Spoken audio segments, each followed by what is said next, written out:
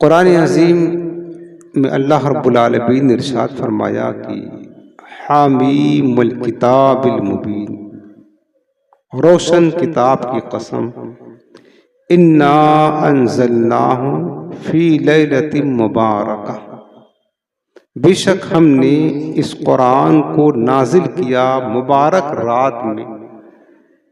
مبارک رات جو یہاں پر لیلۃ المبارکہ ہے، اس کے بارے میں مفسرین کے دو اقوال ہیں۔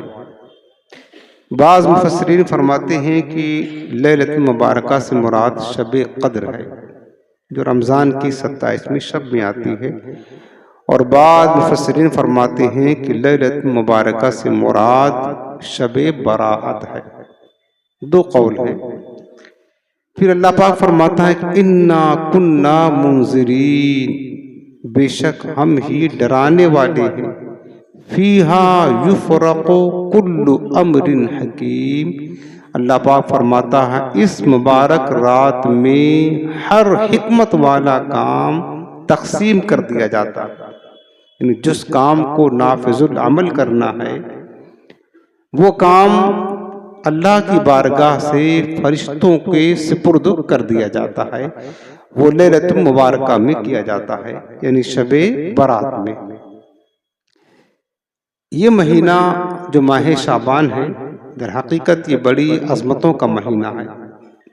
ہمارے پیارے آقا مدینے والے مصطفیٰ صلی اللہ علیہ وسلم کی پاکیزہ زندگی سے جو بات ہمیں پتہ چلتی ہے احادیث مبارکہ کے حوالے سے، کہ سیدہ عائشہ صدیقہ رضی اللہ تعالیٰ عنہا روایت کرتی ہیں کہ اس مہینے میں پیارے آقا مدینے والے مصطفیٰ صلی اللہ علیہ وسلم کثرت کے ساتھ روزہ رکھا کرتے تھے، حتیٰ کہ حدیث پاک میں یہ بات میرے آقا فرماتے ہیں کہ افضل الصوم بعد رمضان صوم شعبان لتعظیم رمضان، حضور فرماتے ہیں کہ افضل ترین روزہ رمضان کے بعد وہ شعبان کا روزہ ہے۔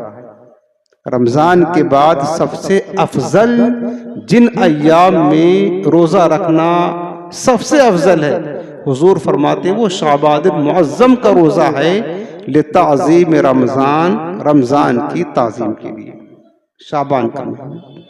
اور پھر میرے آقا علیہ السلام نے اس مہینے کو جو نسبت دی ہے، حضور فرماتے ہیں کہ شعبان شہری، شعبان میرا مہینہ ہے، سبحان اللہ، ورمضان شہر اللہ، اور آقا فرماتے ہیں کہ رمضان اللہ کا مہینہ ہے۔ رمضان کس کا مہینہ ہے؟ اللہ کا۔ اور ایک حدیث پاک میں میرے آقا کریم نے فرمایا کہ شہر رمضان شہر اللہ، رمضان کا مہینہ تو اللہ کا مہینہ ہے، رمضان کا مہینہ اللہ کا مہینہ، بشہر شعبان شہری، حضور فرماتے ہیں کہ شعبان کا مہینہ میرا مہینہ ہے۔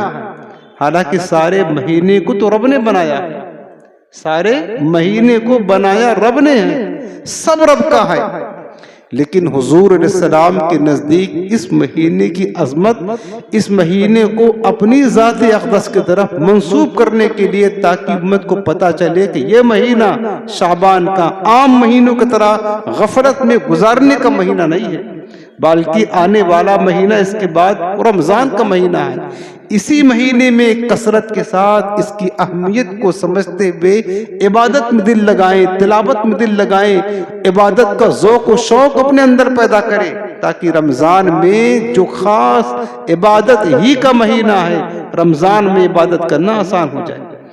میرے آقا فرماتے ہیں کہ شہر و شعبان شہری، شعبان کا مہینہ میرا مہینہ ہے، شعبان المطہر و رمضان المکفر، حضور علیہ السلام فرماتے ہیں کہ شعبان کا مہینہ یہ مطہر، پاک کرنے والا ہے۔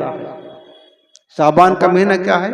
پاک کرنے والا ہے، یعنی پاکی جو ہوتی ہے نا وہ دو طرح سے ہوتی ہے، ایک تو ظاہر کی پاکی ہے، طہارت جس کو بولتے ہیں، ایک باطن کی پاکی ہے، ظاہر کی طہارت اور ایک باطن کی طہارت۔ ایک ہوتا جسم کا پاک ہونا، ایک ہوتا روح کا پاک ہونا، ایک ہوتا ہے روح کا پاک ہونا۔ ہمارا جسم تو پاک ہوتا ہے پانی سے، دنیا کا پانی ہم پیتے ہیں، استعمال کرتے ہیں، نہا لیتے ہیں تو جسم پاک ہو جاتا ہے، لیکن روح جو پاک ہوتی ہے، روح پاک ہوتی ہے توبہ استغفار سے، اللہ کے بارگاہ میں گڑ گڑانے سے، عاجزی کرنے سے۔ آنسو کا جو پانی ہے وہ ہمارے دل، روح اور قلب و باطن کو پاک کرتا ہے۔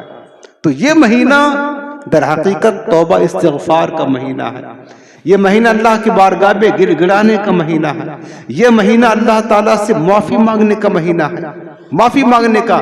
جب بندہ اس مہینے میں معافی مانگے گا، گڑ گڑائے گا، روئے گا، آنسو بہائے گا، اس کا دل پاک ہو جائے گا، اس کی روح پاک ہو جائے گی، اور توبہ استغفار کرنے کی برکت سے اللہ رب العالمین کیا فرماتا ہے، اس بندے سے کوئی محبت کرے نہ کرے، ان اللہ یحب التوابین ویحب المتطہرین، بے شک اللہ توبہ کرنے والے سے محبت کرتا ہے اور پاکی حاصل کرنے والے سے اللہ محبت فرماتا ہے، پھر تم اللہ کے محبوب بن جاؤ گے۔